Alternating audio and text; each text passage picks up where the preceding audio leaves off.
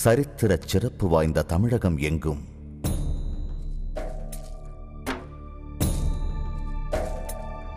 வீரமும் விவேகமும் நிறைந்த மனிதர்களும் சான்றோர்களும் வாழ்ந்த புனித பூமியாகவும்,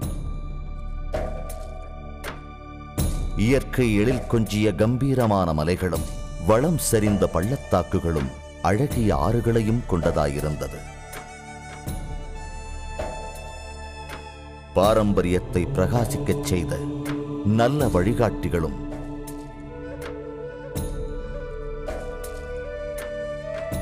ஒப்பிட முடியாத எண்ணிலடங்காத புனித ஆலயங்களும்,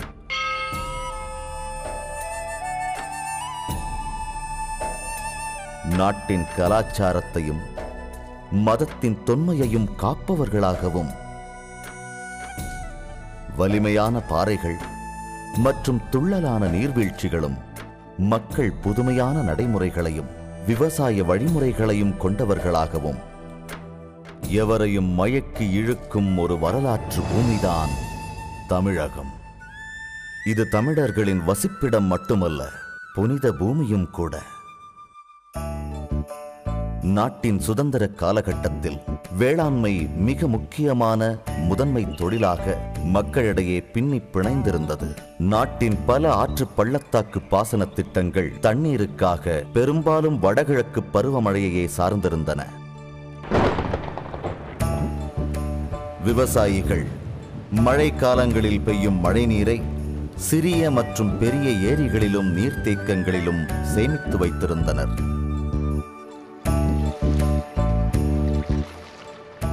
தமிழகம் போதிய அளவு உணவு தானியங்களையும் மற்ற வளங்களையும் கொண்டதாக இருந்தது.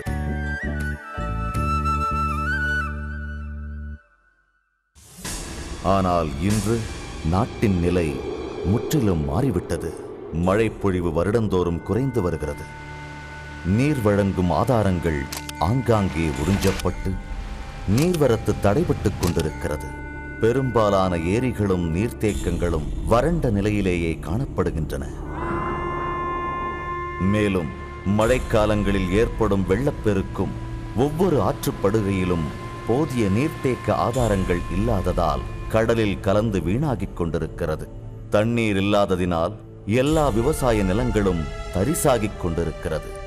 இதன் காரணமாக விவசாயிகள் பெரிதும் பாதிக்கப்பட்டுள்ளனர்.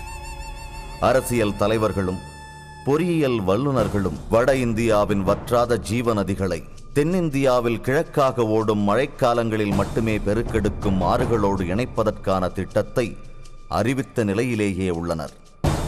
ஆனால் இத்திட்டம் நிதி பற்றாக்குறையாலும் மாநிலங்களுக்கிடையே நிலவும் அரசியல் பிரச்சினைகளாலும் செயல்படுத்த இயலாமல் முடங்கி கிடக்கிறது. என்றாலும் ஒவ்வொரு ஆண்டும் இந்த பருவமழை சீராகவும் பரவலாகவும் பெய்வதில்லை. இதனால் இது போன்ற பருவ காலங்களில் ஒரு சில ஆறுகள் அதிகமான நீர்வளத்தையும் ஒரு சில ஆறுகள் குறைந்த நீர்வளத்தையும் பெற்று ஒரு நிச்சயமற்ற தன்மையை ஏற்படுத்துகிறது. இதுவரையில் எந்த ஒரு அரசாங்கமும் தமிழகத்தில் இதுபோன்று வீணாகும் நீரை சேமித்து வறண்டு கிடக்கின்ற மற்ற ஆற்றுப்படுகைகளுக்கு செலுத்தி ஆறுகளை வளம்படுத்த முன்வரவில்லை. இதன் காரணமாக விவசாயிகள் பெரிதும் பாதிக்கப்பட்டுள்ளனர். நாட்டின் இந்த நிலைக்கு தீர்வுதான் என்ன? நம் விவசாயத்தையும் விவசாயிகளையும் யார் காப்பது? எவ்வாறு காப்பது? இதற்கு ஏதாவது வழிகள் உண்டா? ஏதாவது வழிகள் உண்டா? ஏதாவது வழிகள் உண்டா? ஏதாவது வழிகள் உண்டா? ஏதாவது வழிகள் நிச்சயம் உண்டு. நமது முன்னோர்களின் கனவு,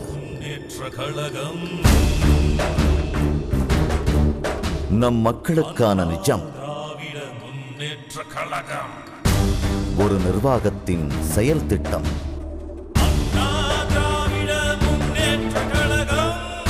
நமது தலைவரின் கண்ணோட்டம். நம் தாய் தமிழ்நாட்டை காக்கவும் தமிழ் மக்களின் வாழ்வை வளப்படுத்தவும் ஒரு தாயுள்ளம் கொண்ட தலைவரால் மட்டுமே முடியும். அந்த தலைவர்தான் தாயுள்ளம் கொண்ட நமது அம்மா. இதற்குண்டான ஒரே தீர்வு நம் தமிழ்நாட்டின் ஆறுகளை இணைக்கும் திட்டம். ஆதலால் இந்த முக்கிய ஆறுகளை இணைத்து மிகையாக வடிந்தோடி வீணாகும் நீரை தடுத்து எல்லா ஆறுகளுக்கும் சம அளவில் நீர்வளத்தை பங்கீடு செய்வது மிக மிக அவசியம். இனி இந்த அரசாங்கம் மக்களின் நல்வாழ்வுக்காகவும் ஆறுகளை இணைக்கும் திட்டத்திற்கு முன்வந்திருக்கிறது.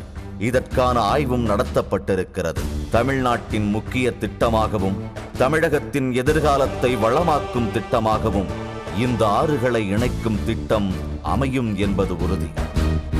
புரட்சியாளர்கள் வாழ்ந்த புனித தமிழகத்தை புரட்சித் தலைவரின் வழியில் ஆட்சி செய்கின்ற புரட்சித் தலைவியால் மட்டுமே முடியும்.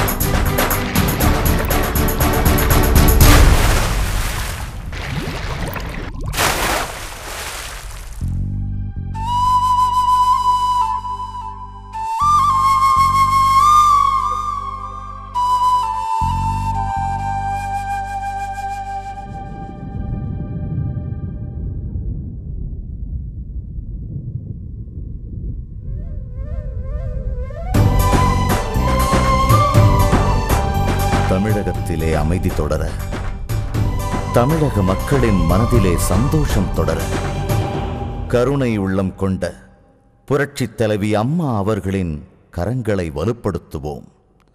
இரட்டை இலைக்கு வாக்களிப்போம். இரட்டை இலைக்கே வாக்களிப்போம்.